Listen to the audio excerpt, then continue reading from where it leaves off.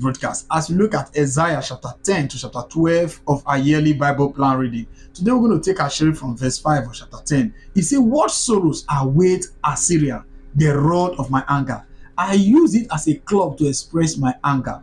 Why is God saying there's a sorrow awaiting Assyria? Not because Assyria did not do what God wants him to do. Assyrians are not nations under God, or under covenant with God. But God said a sorrow awaits them. But God has used Assyria. Look at what God used him for verse 6. He said, "I'm setting Assyria against a godless nation," that is hypocritical nation, "against a people with whom I'm angry. Assyria will plunder them, trample them down like dirt beneath their feet." He said, "But the king of Assyria will not understand that he is my tool. His mind does not work that way. His plan is simply to destroy, cut down nation after nation." You see, so the king of Assyria did not know that God is using him to do his bidding. But what the king of Assyria is thinking, I will destroy, I will cut down, and make it's my turn, it's my opportunity to take over nations. But God said, I'm allowing Assyrians to reign over nations who are hypocritical, who are ungodly, who are not doing what I want them to do. Nations which God is angry with. Even Jerusalem and God and Samaria, God said we allow Assyria to take over them and to oppress them because they are not doing what he wants.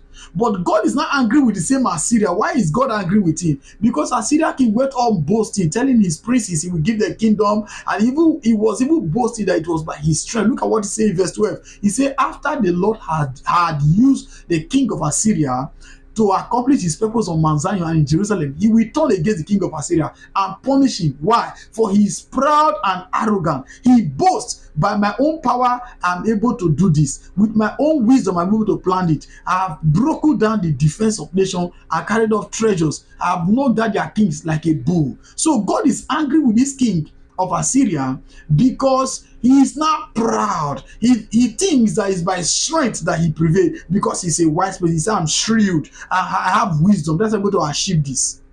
And God begin to make a proverb in verse 15. He said, can a axe show greater strength than the person who uses it? Can the saw show greater strength than the person who uses the saw? So God begin to say, no, don't boast yourself.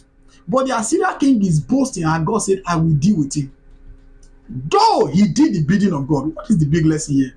Whatsoever things you are achieving or you're able to do, though you put in the work, though you put in your expertise, that does not mean you should not give glory to God.